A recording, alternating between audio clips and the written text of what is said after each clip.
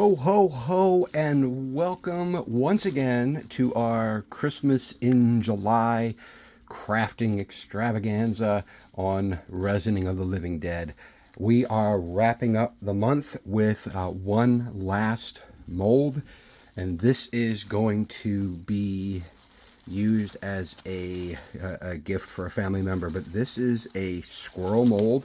We are using the two-part KHKD. Is that what it is? KHKD, yes, two-part resin from Amazon, and there is a link in the description if you're interested in trying it out. Then we are using the carob brown mica powder from Candy Pigments. There is also a link to that site in the description as well. So we've gone ahead and mixed it up. You can see it's got kind of a metallic swirl to it. And what we're going to do before we pour is we're going to give our mold a real quick spray and just kind of work it around. We just want to keep it from having any bubbles, especially down in the bottom. I'll keep that on camera for you. Go ahead and shake it out. And what we're going to do is we're going to pour it in here, and then we are going to pop it in the pressure pot for about 24 hours. And then we will demold and adorn it with either a Christmas hat and a scarf, or just a Christmas hat, depending on how much space it ultimately ends up with. So let's go ahead and pour into the mold. We're going to pour it real slow because there are some difficult spots down at the bottom, I think, and we'll give it a little bit of a squeeze in a moment. Let's go ahead and do that real quick. And we're just gonna, down here by the ears, there's some spaces, so we want to make sure that everything is filled in. And I can see, like right here, if you can see, there's a spot, and I don't know if that's just from, it does look like it's in the mold, but I don't see anything filling in there, so maybe not. So let's go ahead and pour some more. And by pouring slow, we're trying to let it space out into those gaps, especially in the tail, as it's got to fill in. And we'll give it a once over once we get filled up. We made about, what did we do? We did about 7 ounces, and I know that's going to be more than what we need, so we'll have a little bit left over, which is fine. We have other molds that we can use for the future to pour that into.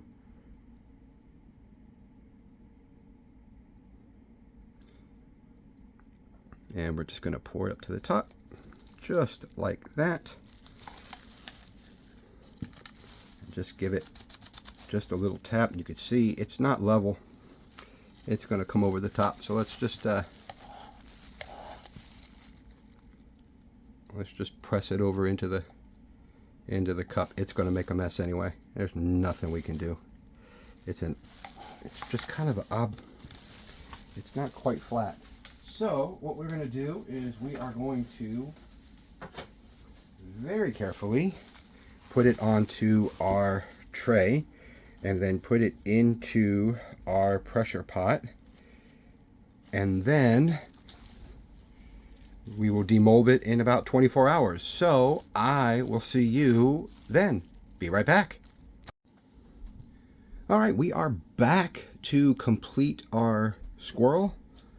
So the mold is out of the pressure pot, and we're going to get it out of here and see if it came out correctly. Hopefully it did.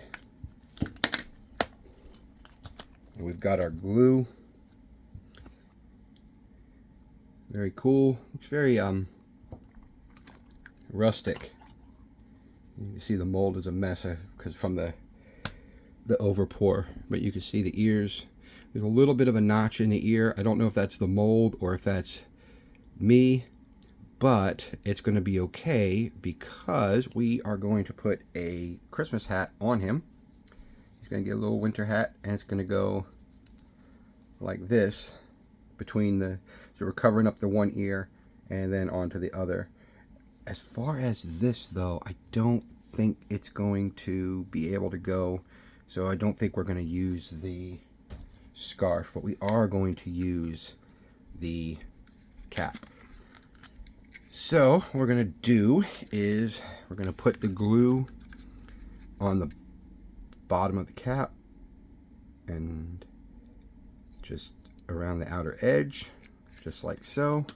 And then we're going to come back over here and we're going to align it how we want it, and then bring it down, and we're going to hold it for just a few seconds so it can bond to the head.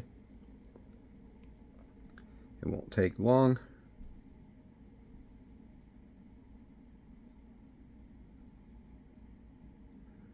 We're just going to press it down to make sure that all the parts of the cap adhere. The caps came from Amazon.